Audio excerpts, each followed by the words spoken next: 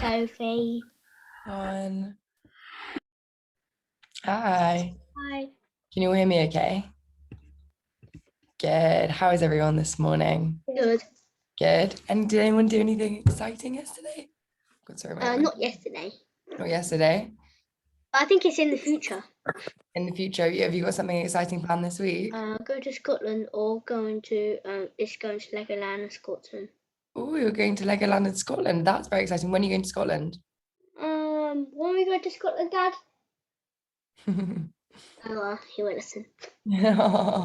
Exciting. Yes, Isabella. I've been to Scotland, Edinburgh before. Ooh, have you? And what did you think about it?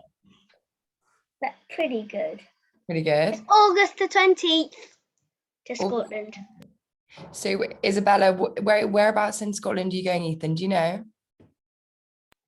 I think we're stopping at Edinburgh for a sec.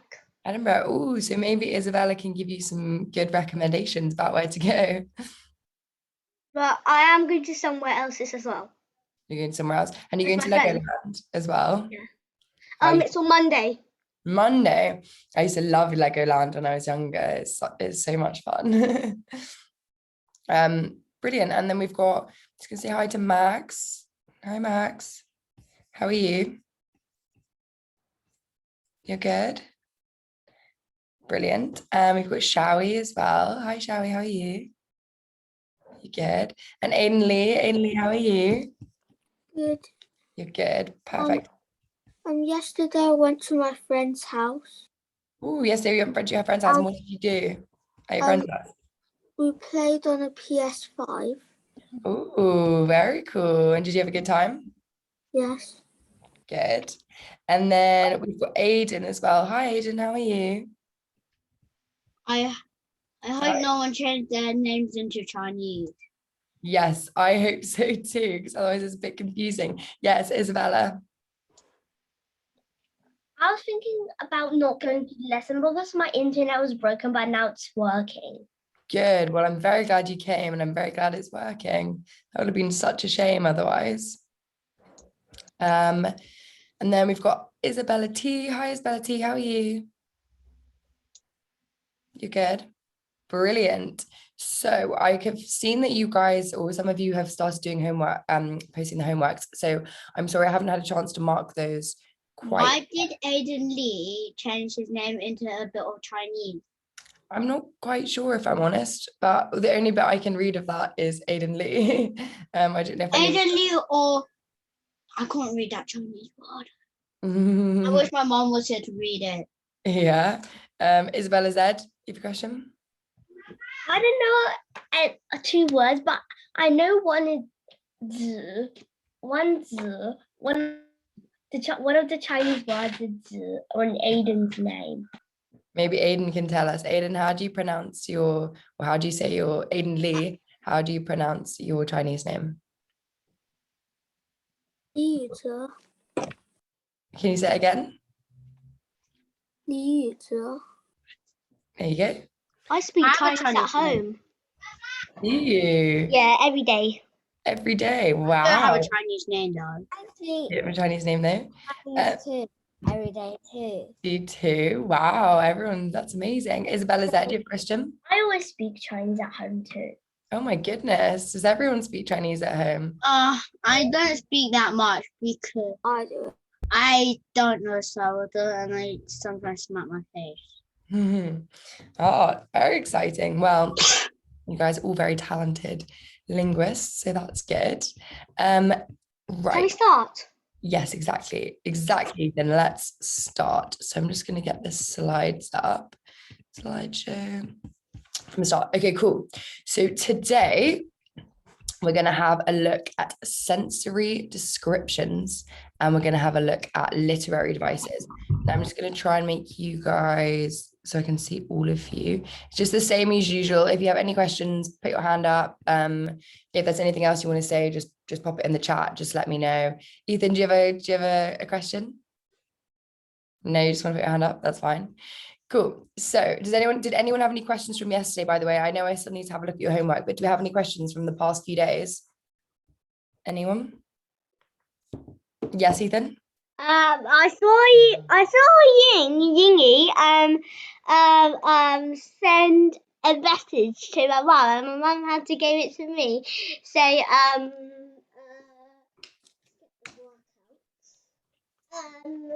what's the meaning behind the army? The story mountain. Is that the story mountain? Yeah. Ah, very good. Yeah, so hopefully has everyone managed to find the homework slides online? Has everyone managed to find I it? found mine. No. I found mine. Who said no? Was that Aiden Lee that said no? Yeah.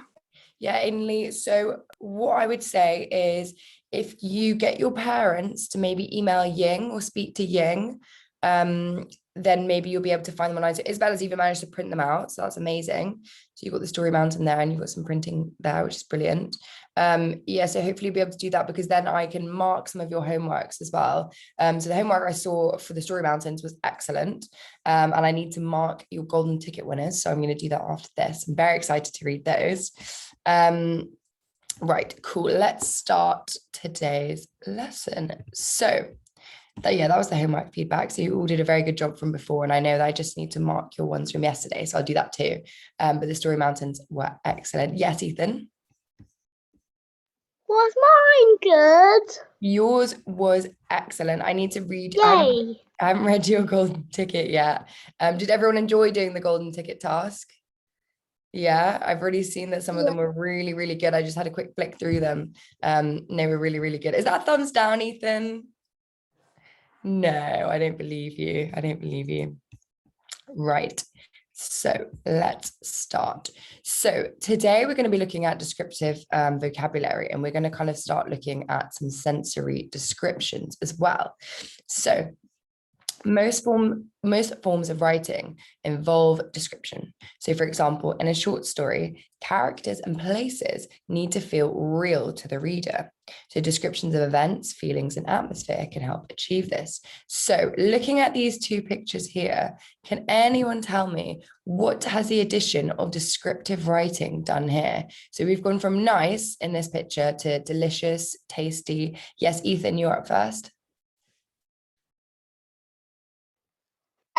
They changed the boring word nice to exciting word like delicious or tasty. And what does that do for you as a reader? Does that make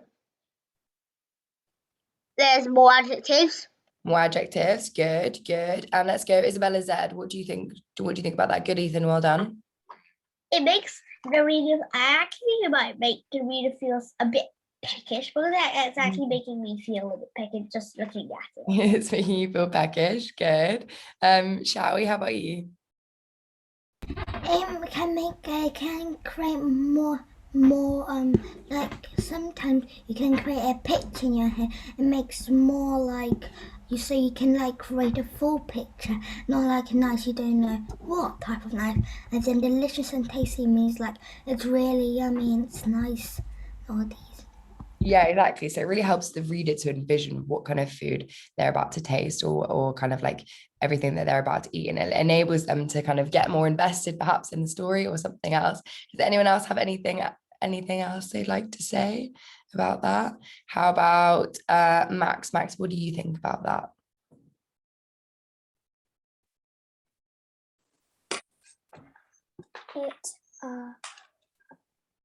It's better word to describe it's than nice. Yeah, it's better to describe it than nice. Can anyone else think of any other synonyms for kind of delicious or tasty? Can you think of any other synonym? So synonym is a word that means the kind of the same thing. So let's go, we'll go Shawi first, then we'll go Isabella T, then we'll go Isabella Z. So Shawi? Scrumptious. Scrumptious. I love that word. That's such a good word. And then did I say Isabella T? I think you're next. Yummy. Yummy. Very, very good. And Isabella Z?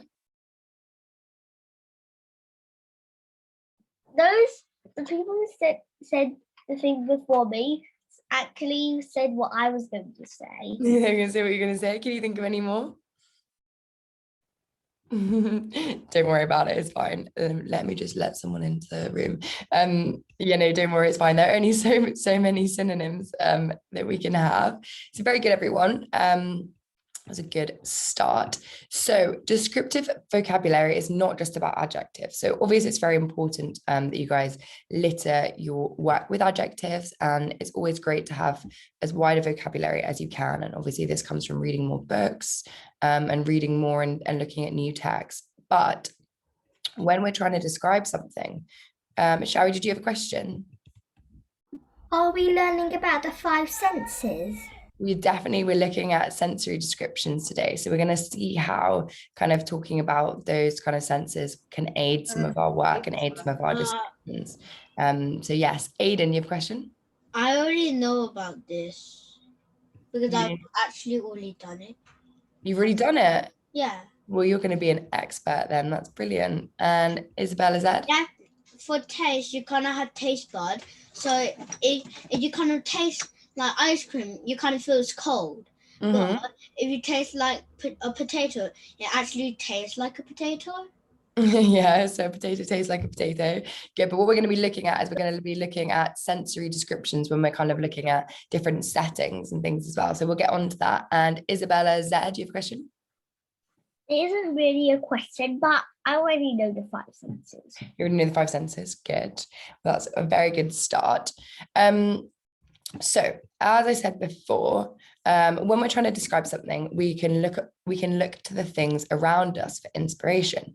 So all the senses can be utilized to create an impression. So what I want you to do is when you're thinking of writing your story, I want you to tell me, I want you to think about what you can see, what you can hear, what you can smell, what you can feel, and what you can taste. So even when describing an entirely fictional setting or a type of character, such as maybe like an alien or a fantasy monster, you need to base your description on recognizable terms. So for example, even if you're describing, let's say, you find an alien on maybe a strange planet or something like that, I want you to tell me when you're there, tell me what you can see, what you can hear, what you can feel, what you can taste. Because I think that'd be really important to kind of aid your description and make someone feel like they're there. Because if you're telling someone, for example, if I was telling you guys exactly what I could see, hear, smell, feel, and taste right now, you'd get a much better impression of where I was currently. And it might help you to kind of get put your feet in my shoes and figure out, you know, where I am right now, or kind of get more invested in this story. So let's have a look. So the first sensory description we're going to look at are sight sensory words. And these are words related to vision, and they describe the appearance of something. So for example, perhaps its color, its size, its shape. So there are some sights. So there's some examples of some good sentences that you guys could use, and it might have some new vocabulary in there as well. So if there's anything that it looks new to you or that you're not sure about, let me know, because I can give you a definition of it. Also, I would recommend, if there are any words that perhaps either you don't know or that you think are good words to use in the future, I would recommend writing them down maybe in like a little notebook or something as kind of words to use for the future. Yes, Aiden, a question. What does this mean? DISHEVELLED.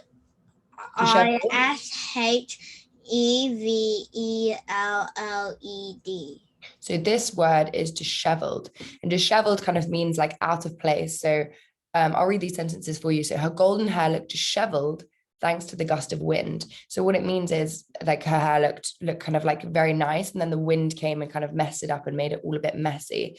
So just disheveled just kind of means all over the place. But I'd recommend, if anyone else didn't know the word disheveled, I would recommend writing it down just kind of as a new word that maybe you could use in the future. But good work, Aiden. And Isabella Zed, I know I can see you have a question. I'm doing something similar when I read books. My mother always orders me to write good phrases down in a little notebook so I can use it when I'm writing something in the future. Exactly, and that's such a clever idea, and I definitely would recommend everyone taking a leaf out of Isabella's book. Is disheveled an adjective? Yes, it's a describing word. And shall we? Mommy bought me a vocabulary book, and it's in alphabetic order. So like any words that I don't know, I write it in the alphabetic order, so then it helps me. Brilliant. Well, I definitely would recommend putting dishevelled in there. That's really good, Shawi. That's great. So you and Isabella Z have a similar kind of system. So that's really, really good. So just to go through these sight word examples. So we've got the first one. So her golden hair. So you're also describing the color of her hair. So her golden hair looked dishevelled, looked messy, thanks to the gust of wind. He was a towering presence. That means that he was very tall, or maybe he was, much taller than everyone else in the room. I ordered a large orange juice, but the waiter brought me a teeny tiny glass the size of a thimble. So those are kind of some good ways of describing what you can see. So I think you guys usually, I'm sure in your work anyway, would tell me, or not tell me, but tell the reader what you can see. So that's good. But I think the other ones, for example, some of the other senses you might not necessarily always talk about. So can anyone tell me what the name of a sound word is? So has anyone learned this at school before? Aiden? Aiden, you might be on mute. Hear. Sorry, can you say that again? Listening. Listening, not you are listening, but there's a special type of word. I'll go to Isabella Z. Onomatopoeia. Onomatopoeia, exactly. Have you heard of that word, Aiden? So onomatopoeia means like a sound word. So it's kind of a bit of a tricky word to spell. I sometimes still struggle with it. Yes, Isabella, not Isabella, sorry, Shawi. I actually know onomatopoeia, and when I was in year 2 last year, I was the first to say it, call out the onomatopoeia. Wow, that's amazing. Well done, you. And then we've got Ethan. You have a question? At school, we learnt about fireworks. We learnt about onomatopoeias because fireworks make booming and crashing and sizzling sounds. Ooh, very good. So you should be an expert on onomatopoeia. Isabella Z? I learned about onomatopoeia in year 3. In year 3. Wow. So a couple of people have heard of it before and a couple of people haven't, and that's absolutely fine. So words relating to hearing often describe the sound they make. So this is onomatopoeia, as we said. But this isn't always the case. So here are some other examples of some kind of hearing descriptions. Ethan, is your hand still up or no? Okay, I'm just going to lower it for you. Cool. So here are some good examples of some hearing words. And obviously, again, I'll upload the slides so you guys will be able to see these as well. But they're just some examples of some phrases that might be helpful in the future for you, or if you're thinking of describing your kind of sound sensory descriptions. Ethan, did you have a question just then, Ethan, or were you just stretching? No question. Okay, cool. So some examples of some hearing words are: he had a big booming voice. The sound of screeching tires was soon followed by the deafening sound of a car horn. As I peeked under the bed, the cackling laughter coming from the closet made the hairs on my arms stand up. So these are all examples of kind of you telling me what you can hear in a certain situation. Then I want you to tell me what you can feel. So these are touch sensory words. So touch words describe the texture of how something feels. So with a forced smile, I put on the itchy Christmas sweater my grandmother bought me. Or the hot pocket was scalding on the outside, but ice cold in the middle. Can anyone think of a good touch sensory sentence that they could think of? Yes, Isabella said.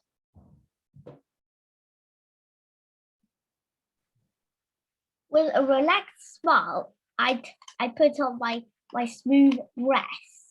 Smooth dress, good. Can anyone else think of any more? Any more touch? How about a dog? Maybe someone could tell me an animal. Yes, shall we? I'm a bit scared of dogs though. You're a bit scared? You can tell me another one, that's fine. Think of a cat. The cat's fur was as soft as silk. Soft as silk, lovely. Can anyone think of any more touch sentences? Any more animals? Can anyone else think of any? Let's go for Aiden Lee. Can you think of any?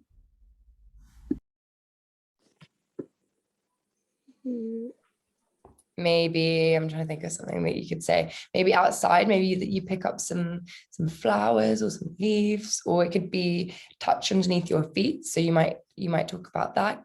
Should I give it? I'll go for Isabella Z. You can give us another one. A penguin had very silky fur. Silky fur, very good. Ethan? I forgot. You've forgotten yours, that's fine, don't worry. Can anyone else think of any more? How about Isabella T? Can you think of anything that you would touch? Oh, I'm not sure, you might be on mute. Isabella T? The water is hot. The water is hot, yeah, so that's good. So you can have And school. the water is cold. The water is cold, yeah, exactly. That's very, very good. Aiden?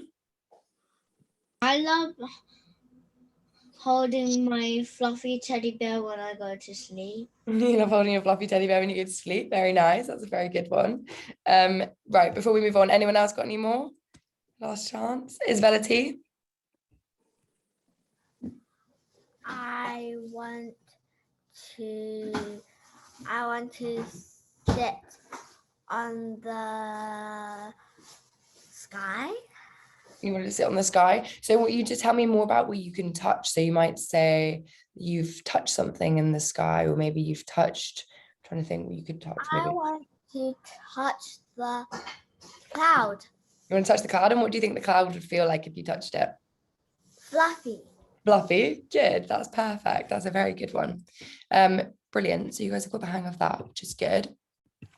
So the next thing, so we've got some examples that we've already used. So scrumptious came up earlier. So these are taste sensory words, and taste sensory words can describe food. So some examples of taste words: the pancakes was scrumptious. Wow, that roast dinner looks delicious. The bitter lemon stung my tongue. So we've got questions from Aiden. Yeah. Taste sensory stand for taste buds. Yep. So you've got taste buds. That's good. So your taste buds are on your tongue, and it helps you to kind of register these different tastes. Yes. Ethan, what was your question? Did you have a question? Put your hand down. No. No question. Cool. Isabella Z. I puked when I swallowed a disgusting potato. Oh, gross. Good. And that's true. I did puke. And that's true. Oh, so can anyone think, maybe tell me their favorite food and tell me a description of it, or perhaps even a food that they don't like and then give me a description of it. So let's start with Max. Max, do you want to give us a taste sensory description of some food?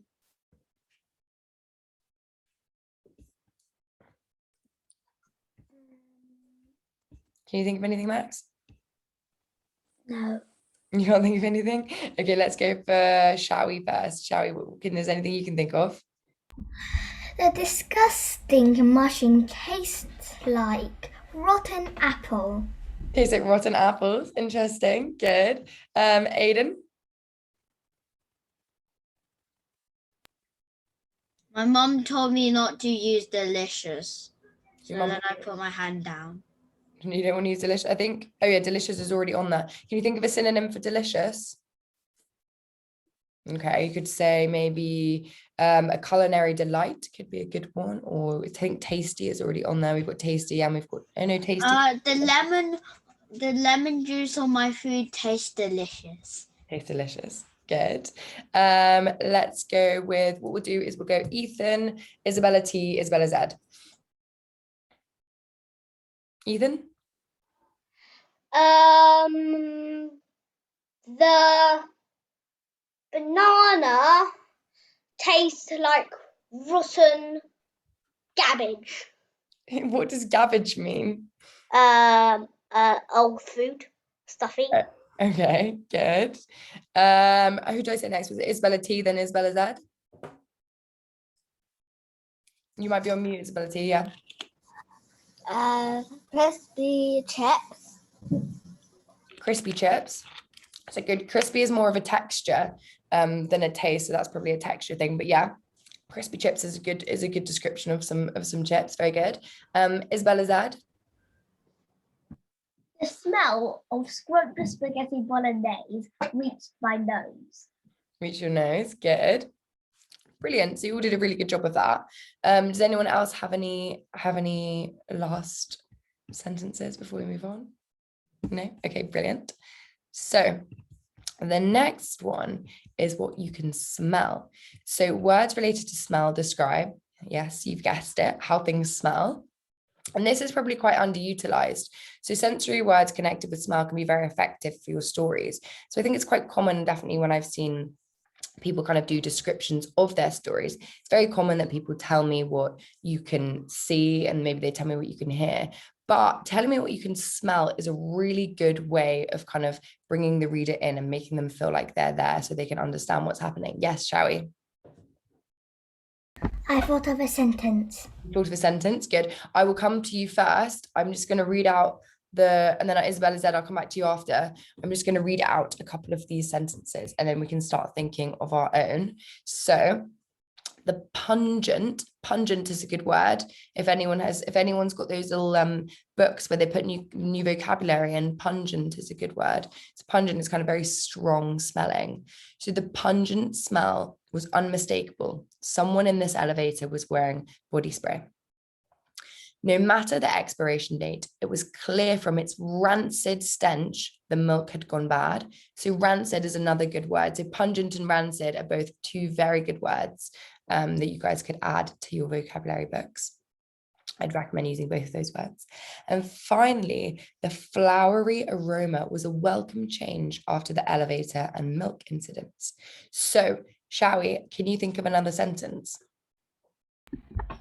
The pizza smelled very fresh. Pizza smelled very fresh. Good. Isabella Z. What does Axe body spray mean? I think it's just a type of fragrance. So it's just someone's kind of like perfume. It's just a brand of kind of body spray or perfume. Does it smell nice? I'm not sure, actually. I've never smelled it. I would say pungent isn't a particularly positive kind of description. So pungent means very strong smelling, but it usually means not very nice smelling. So if someone was described as pungent smelling, it probably wouldn't be the nicest smell necessarily. But I'm not sure what the body spray actually smells like. I'm not sure. Anyone else? Any more?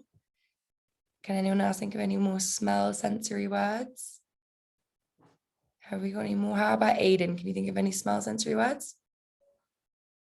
Yeah, you can. Do you want to tell us one? The flowers I was smelling smells sweet. Smells sweet. Very good. I like that one. Good work. We'll go Shawi and then we'll go Isabella Z.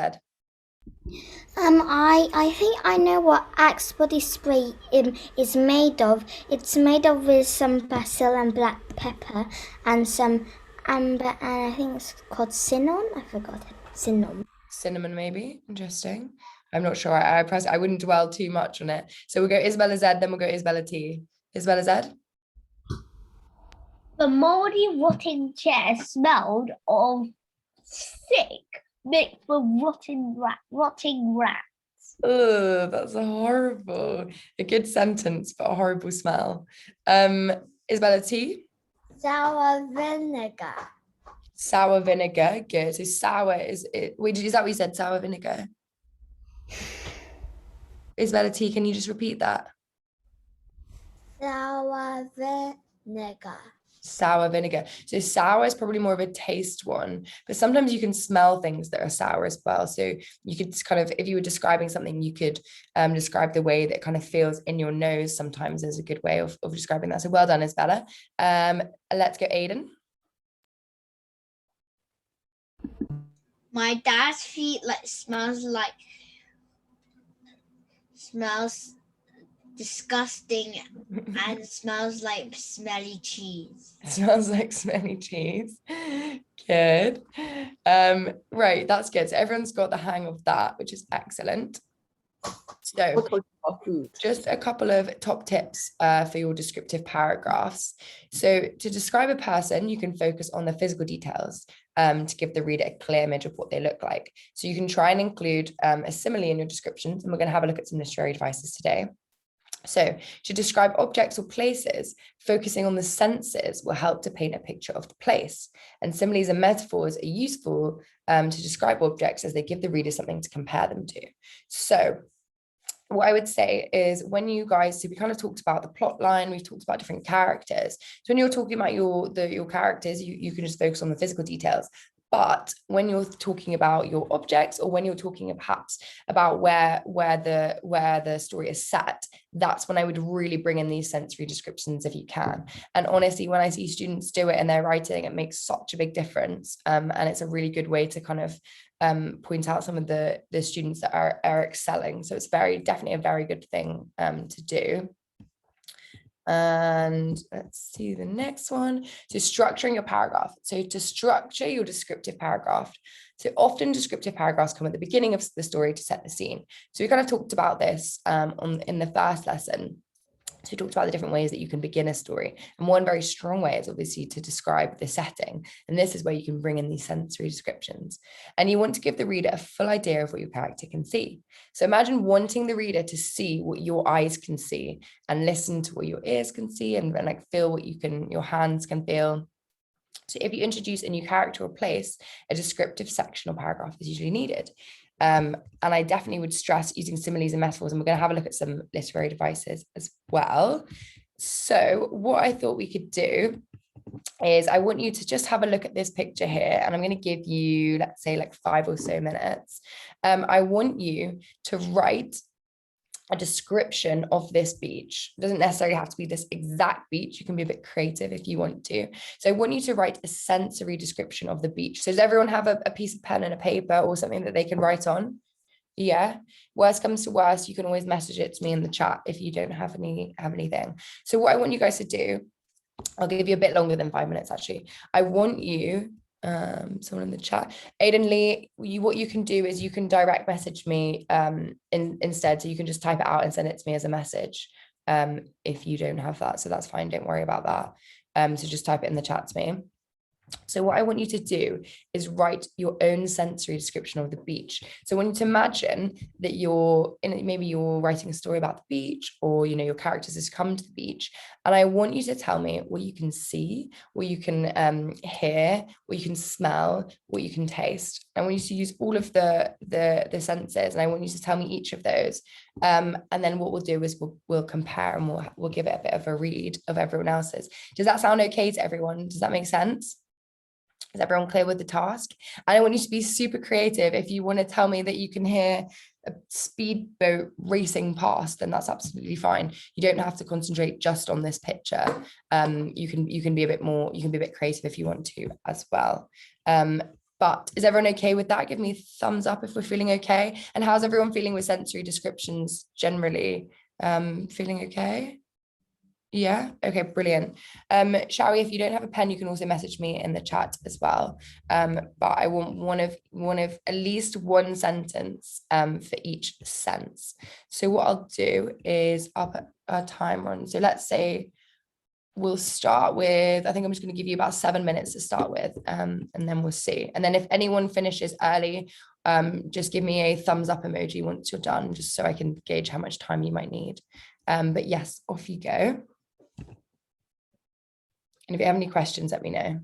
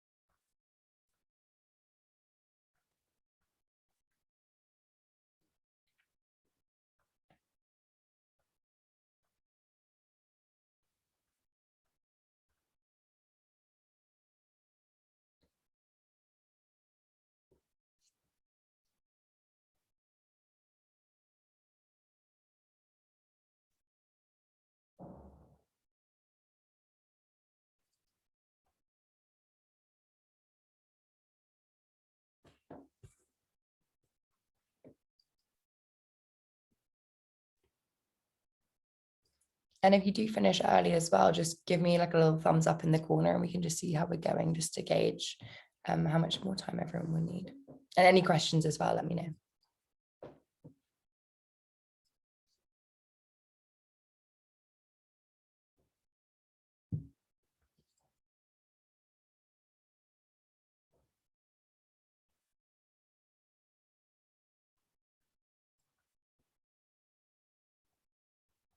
Ethan, are you telling me that you're done? Okay, perfect. Just while everyone else catches up, do you want to see if you can add even more sensory descriptions? So keep going. So maybe try and add a couple for each, and then we can share those as well.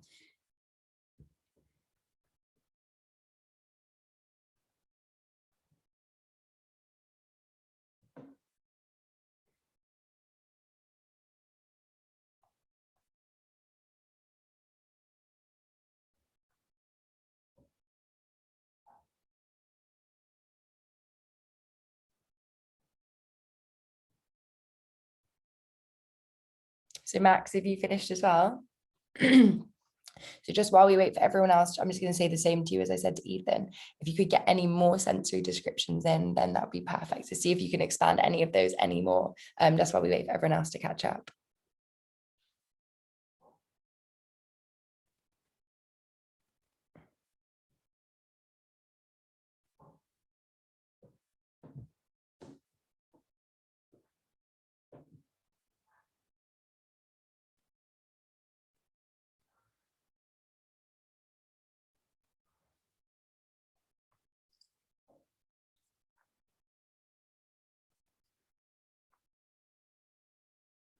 Okay, I'm going to say another maybe 2 minutes or so, if that's okay.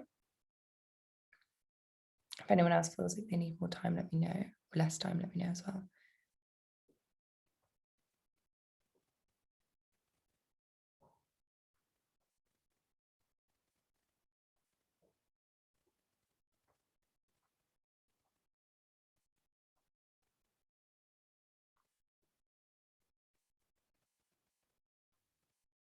Okay, I'm going to say 1 more minute.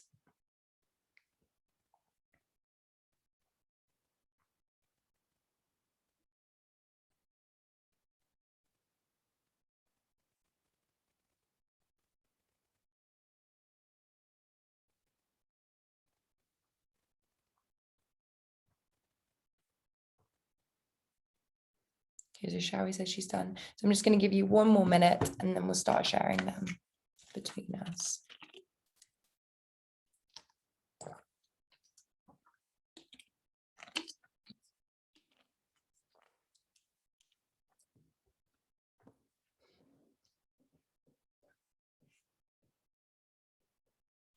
Okay. Oh, some in the chat. Oh, Shawi, that looks wonderful. I've forgotten to add an S at the end of marshmallow. Yeah, that's absolutely fine. These are all good. Yeah, Ethan, you can hear waves. Maybe you could hear the waves crashing. So. Oh, so you can say that? Yeah, of course. You can hear the waves crashing. You can hear anything. So let's start. So we'll just go through these. I'm just going to read the ones I've got so far, and then we'll do Ethan and Isabella Z. So Shawi has said, Shawi, would you like to read yours out? Or would you, yeah? The salty smell of the sea smelled very fresh. The albatross was screeching. The golden sand shimmered. The cold taste of ice cream was freezing. The soft blanket felt like marshmallows. Like marshmallows. Shawi, that was wonderful. That was such a good description. Well done. And then Aiden Lee, would you like to read yours out as well? Because I can see yours is there too.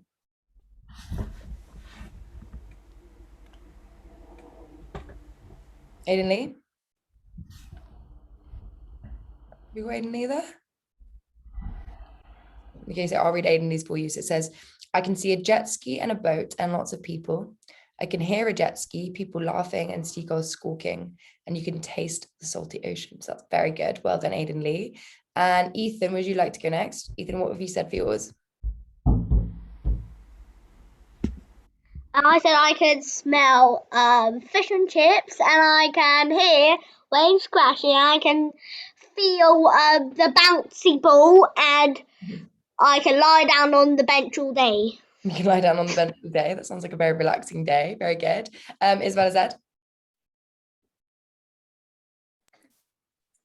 The brightness danced on the shore, bringing up the scent of salt. The screeching seagull swooped down. The soft sand felt like heaven under my feet, and the taste of fish and chips tasted yummy. Very good. Very, very good. Good work there. And then I'm going to go with Max. Have you managed to think of any sentences? You have? Do you want to read them? I can see a hot sunny beach and the clear blue sky. No, very good. Any more? Yeah. Yeah, do you want to keep read I them can all? hear the loud crashing waves. Good. What can you feel? I can feel the hotness from the sun. Good. And what can you taste? Taste. I can taste the water. You can taste the water. Good. So for example, particularly at the beach, you might say that you could feel maybe the kind of saltiness on your tongue or something like that. Very good, Max. That was excellent. How about Isabella T? Have you managed to think of any? Have you got Isabella T there? Yeah? What have you managed to think of? I would say I can see white boat and I smell ocean and I can eat a hot dog on the beach. Very good. So what I would say is all of your descriptions have been so good. And what it's done is immediately it's kind of made me picture exactly what you're doing. So the fact that Isabella T is eating a hot dog makes me kind of think about that and maybe what she can see and what she can taste. And immediately it puts the reader in a position where they're trying to envisage what's happening. So that's really, really good, guys. You've all done a really good job of that. So just remember, when you are writing a setting, just to include those sensory descriptions. It will definitely make your reading stand out from the crowd. So the next thing that we're going to look at is literary techniques. And I'm sure that you guys would have done these a lot. So I'm sorry if this is a recap for anyone that's done these at school. And if it isn't new to you, then that's perfect. We can do this.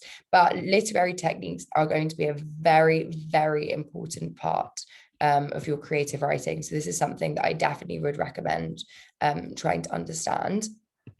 So can anyone tell me first off, who's heard of metaphors and similes? Has anyone heard of them? So we've got Ethan's heard of them, Shawty's heard of them. And has anyone else heard of them? Okay, cool. Oh, so we've got Aiden's heard of them, Aiden Lee's heard of them. Brilliant. And for those of you that haven't, don't worry at all. So what we're going to do, so the literary techniques that we're going to look at today are, we're going to look at firstly metaphors and similes, and then we're going to have a bit of a look at alliteration and personification as well. So what is a metaphor? So a metaphor is a word or a phrase used to describe something as if it were something else. So, for example, a wave of terror washed over him. The terror isn't actually a wave, but a wave is a good way of describing the feeling. Another example is Jess is dynamite. She's not made of dynamite, but it's a good way to explain how exciting she is. So another example that you might have is, say, for example, you guys were writing a descriptive paragraph about a ballerina. Okay, so let's imagine that we've got a ballerina. If you were trying to include a metaphor for a ballerina, you might say something like, the elegant swan danced gracefully across the stage. And it was clear that the ballerina isn't actually a swan, but what you're doing is you're describing her as a swan, and you're saying that she is a swan in order to get across to the reader kind of the gracefulness and the elegance of her dancing. Shall we have a question? Yeah, not a question, but I know a metaphor. You know a metaphor, brilliant. So can anyone else think of any other metaphors? Does anyone else have any other metaphors? Max, do you have a metaphor that you can think of? He is a lion. He's a lion, brilliant, exactly. So maybe if you were talking about someone who was a bit ferocious, or maybe someone that was very brave, so we might just say Max was a lion during class today, or Max, yeah, something like that. Let's go, Isabella Z. Julian is a very proud eagle. Is a very proud eagle. Interesting. Good. Isabella T. The white sky like a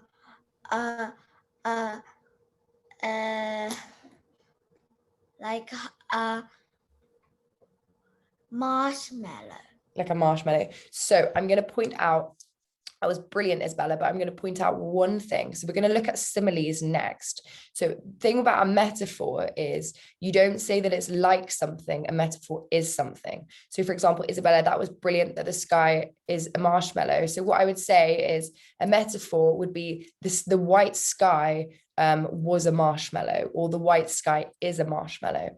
That's different. And then you wouldn't say the white sky is like a marshmallow, you'd say it is a marshmallow. So that is something that's a very big distinction. And I want you guys to remember this. So when you're looking at a metaphor, it is something. So you have to say it is something. Does that make sense to everyone? Is that okay? Yeah. So Max, do you have another example? Hold your hand up, Max. No. Shall we? I thought of a metaphor. Yeah, would you like to tell us? The cheetah is running over the road. Cheetah's running over the roads, exactly. So maybe your example is it's a small child that's running over the road very fast and you decide to call them a cheetah. So that's very good. We've got one in the chat. Okay, let's see. So now the difference, so what Isabella T did earlier is she actually showed us an example of a simile. So simile described something by comparing it to something else using like or as. So if you see the words like or as, think simile. So for example, the white sky was like a marshmallow. That's a simile. Or the blue sky was like an ocean. Something like that. Okay, so that's a simile. Whereas a metaphor, so this is the main difference. A metaphor is the white sky was a marshmallow, or the white sky is a marshmallow. Whereas a simile, the white sky is like a marshmallow. So that's the key difference between a metaphor and a simile. And I know they're very similar, but they just have this slightly different effect. So for example, let's just have a look at a couple of similes. So we've got the snake moved like a ripple on a pond. It was as slippery as an eel. Jess is as graceful as a gazelle. So what I would say is, let's take the last example. Jess is as graceful as a gazelle, simile. Jess is a gazelle, metaphor. So is everyone clear about the difference between a simile and a metaphor? Is everyone okay with that? Can you give me the thumb? Give me the thumb system to tell me how you're feeling about it. Yeah, feeling okay? Brilliant. Shower, you have a question, I believe, or something to say? I know. I think I've thought of a simile. You thought of a simile? What simile have you thought of? Black cat looks like a fuzzy black ball. So sorry, can you say that again? The black cat looks like a fuzzy black ball. Good, excellent. So that's a very good example of a simile. Isabella Z? My rabbit is as white as the snow. White as the snow, very good. Max? He ran as fast as light. Good, excellent, Max. Aiden? The clouds were as fluffy as a teddy bear. As fluffy as a teddy bear, very, very good. Shall we, is your hand still up from before? No. Good, so you guys have done really, really well actually to do that. So you've really noticed the difference between a metaphor and a simile. So what we're saying is metaphor is something, whereas if you see like or as, think simile. Yes, Ethan? Question? I've got another simile. You got another simile? What simile have you got for us? The teacher was as fast as the fastest animal in the world. That's as fast As fast as the aeroplane. Fast as an aeroplane. Brilliant. And we're going to do last one from Isabella Z. My sister is as naughty as a monkey. As naughty as a monkey. Good, exactly. So well done, everyone. You guys have done really well there. So does anyone know what alliteration is? Has anyone heard of that? Shall we? Would you like to tell the rest of the class what alliteration is? Alliteration is two words that start with the same letter. Exactly. So it's when they start with the same letter or the same sound. So for example, Sammy, the slippery snake, came sliding. And alliteration is both written and spoken English. So you can find examples a lot of the time in poetry or advertising. And a lot of the time you'll see it in newspaper headlines as well. So can anyone give me a sentence with an example of alliteration? I'm going to go Ethan first, and then I'm going to go Isabella Z. Peter Piper picked a peck of pickled peppers. Yeah, exactly. So that's even a tongue twister as well. Very, very good, Ethan. Isabella Z.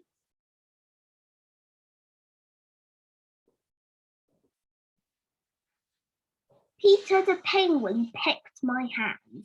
Peter the penguin pecked your hand. Good. Can anyone else think of any more? Shall we? She sailed seashells on the seashore. Yeah, good, good. So we've got a lot of kind of tongue twisters here. Ethan, is your hand up from before? Yeah, I'll just put it. Yeah. Good. Brilliant. So you've got some really good examples there. Let's think. Aidan Lee, can you do the last one for us? Can you think of one more example of alliteration? Yeah, have we got Aidan Lee?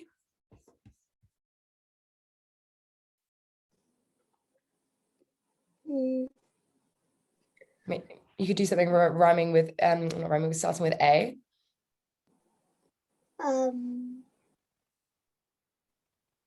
So maybe Aidan Lee, the angry ant, ate the amazing apple. Something like that. Okay, I'll pass it over to, well, let's do Isabella T, and then let's do shall we, and then let's move on. The shell is like a seat. Yeah, okay, good. So you've got the S's in there. Good, well done. So you might just say something like the shiny shell slid across the something else beginning with S. But yeah, that's good. So you've got the idea of it. That's exactly how it works. And then we'll do shall we, and then we'll do Max. So should I start now? Yeah, shall we? You go for it.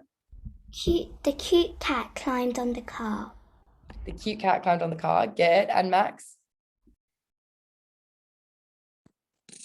Anonymous alligator ate. Good. And then last one from Isabella Z.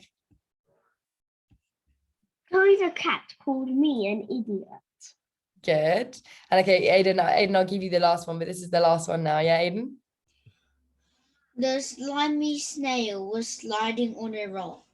Good, very good. The slimy snail, that's excellent. So the next thing that we're going to look at is personification. Has anyone heard of personification before? We got Shawi, who has Shawi. I'll explain it. I'll explain it to the class first, actually. So Max and Shawi have both heard of it. So I'll explain it and then I'll come back to you. So personification is where you describe an object as if they are people. And it's a way of making your sentences more exciting. So for example, you might say, Jess's heart is racing at 100 miles an hour. Her heart can't literally race, but it can help us feel more involved in the story. So a lot of the time you'll see personification, let's say, when you are describing trees. So trees are a really good example. So when you're talking about a tree branch, you might just say something like the branch, or maybe you could talk about the fingers of the branch kind of like reached out and grabbed me as I walked through the desolate woods or something. So it's kind of basically what happens is you've got objects that can't do these things. So maybe like the leaves were dancing in the wind, something like that. Leaves can't actually dance, but we're giving it kind of a human, or kind of we're personifying it to give it a bit more effect. Shawi, do you have a question? I thought of a personification. Personification, would you like to give us one? The wind howled. The wind howled, exactly. And would you like to explain to the rest of the class why that's personification? Because the wind can't actually howl, but people can howl. Yes, exactly, Shawi. Well done. And then we'll do Max, and then we'll do Isabella Z. The tree was crying in the wind. Yes, exactly. So you've got crying in the wind. Very good. Can anyone else? Isabella Z, was your hand up? You think you're on mute. Yeah, I think I'm actually still thinking about it. I haven't thought about it properly yet. You haven't thought about it properly, that's fine. So I'd say a lot of the time it's usually in kind of like plants and trees. Yes, shall we? The trees waved crazily. Waved crazily, very, very good. As well as that. The flames licked the little wooden house. Good, exactly. So you guys have got the idea of it. Is everyone feeling okay with personification? Does that all make sense? Always sounds a bit trickier than it is. You guys probably already do this in your writing anyway. It's just good to be able to pick this out. So for example, we've got the cruel waves crashed mercilessly and swallowed the poor swimmer. So it's using human attributes such as cruel and merciless. And the waves are given human physical process swallowing. So waves can't actually swallow, but they're told here that they can swallow. Yes, shall we? It was just a stretch. It was just a stretch. That's fine. Cool. So the next thing that we're going to look at, let me just see how far we've got. Yeah. So the next thing we're going to look at is a hyperbole. So hyperbole is an exaggerated statement that's not meant to be taken literally. So it's kind of usually used for comedic effect or emphasis. So for example, you might say something like, I'm so hungry I could eat a horse, or I've told you to clean your room 1,000,000 times.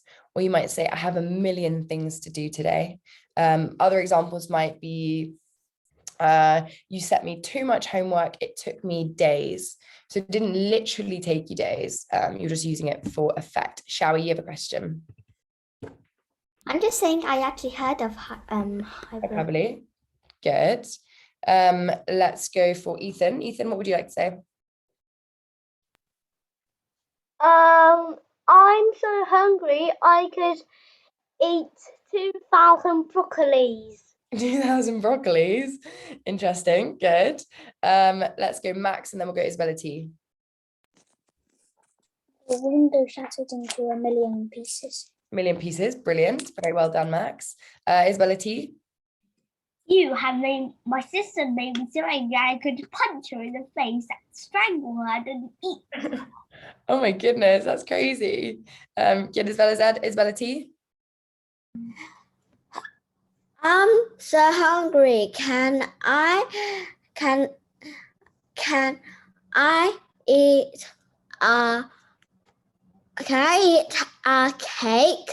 So you're so hungry you could eat a cake. So you might just say something like, I'm so hungry I could eat 10 The cakes. whole cake. The whole cake, exactly, the whole cake. Good. Max, did you have a question? Did you have something to say still? Was that from earlier? No, from earlier. Anyone else got any more? We're about to run out of time actually anyway. So I think what we're going to do is the homeworks. Yeah.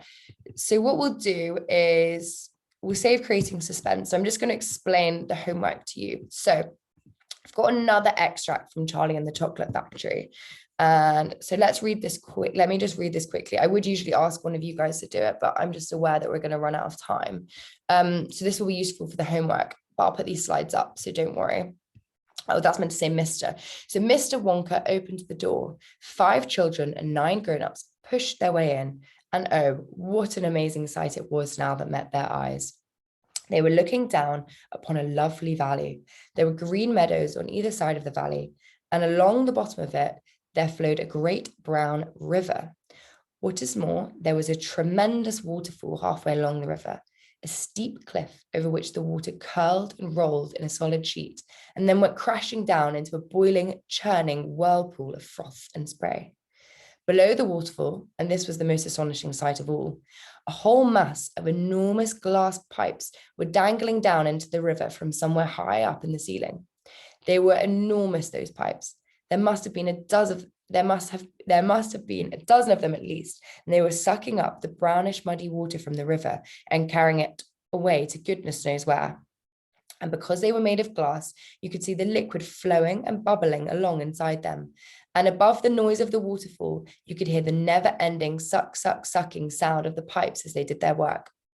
Graceful trees and bushes were growing along the riverbanks. Weeping willows and alders and tall clumps of rhododendrons with their pink and red and mauve blossoms. In the meadow, there were thousands of buttercups. There, cried Mr. Wonka, dancing up and down and pointing his gold-topped cane at the Great Barren River. It's all chocolate. Every drop of that river is hot melted chocolate of the finest quality, the very finest quality.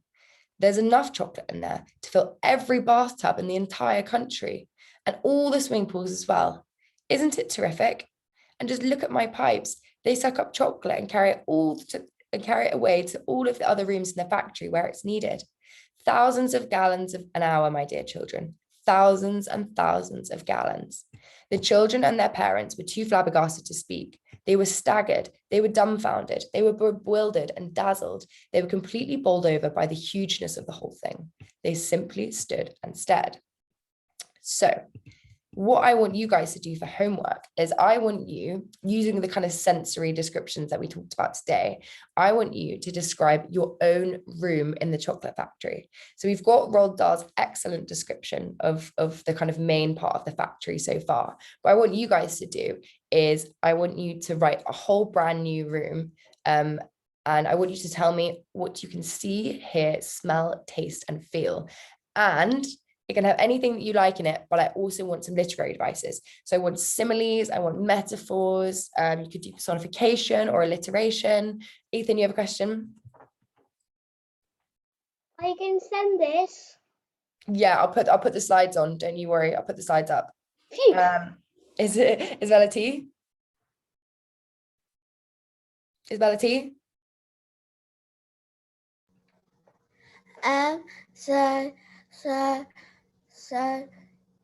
So that is did you say we like not in that room or Yeah, a new room. So I want you to create your own new room in the factory, and it can have anything that you like in it. So you could have the you're saying like not like is in the chocolate factory. Yeah, so anything in the chocolate factory, you can do whatever you'd like. Doesn't matter. Your choice completely. So you guys have got full creative license to do whatever you want. So you can tell me anything, any room in the chocolate factory, anything. It's entirely up to you. But I want the sensory description. So I want you to tell me what you can see, hear, smell, taste, and feel. So when we looked at the extract before, the one I just read, it's got some really good examples of kind of being able to taste and hear and smell different things. So I want that from you guys, and I want some literary devices if you can. So similes and metaphors, please. And is everyone okay? Are there any questions from the end of today? Is everyone okay with what we've done? Does that all make sense? Brilliant. You guys were so good today. You absolutely smashed it. So well done. And thank you all. I'm going to press stop share, but I'll upload the slides again. You guys did such a wonderful job. So well done. And I will see you all tomorrow. So I'm going to mark your homework from yesterday as well. Yeah, well, it was so lovely to see you all. And remember to keep posting them, and I'll mark your homework. Sophie? Yes, Ethan? Are you going to mark, why don't you mark it yesterday? I know it's because sometimes they take a little bit longer to come on, so I didn't see them until this morning, but I'm going to mark them for you now, so you should be getting feedback by the end of the day. Yeah, exactly. And then if you upload the ones from today, I'll mark those before tomorrow's lesson as well. So I've done it all. Get those. You've done it all? You have not done the homework already. I know you haven't. Yes, I have. Well, you can upload it. But yeah, brilliant work today, everyone. You guys smashed it, and I'm looking forward to reading your homeworks, and I will see you all tomorrow. Have a lovely day. Bye. Bye. Bye. Thank you. Bye.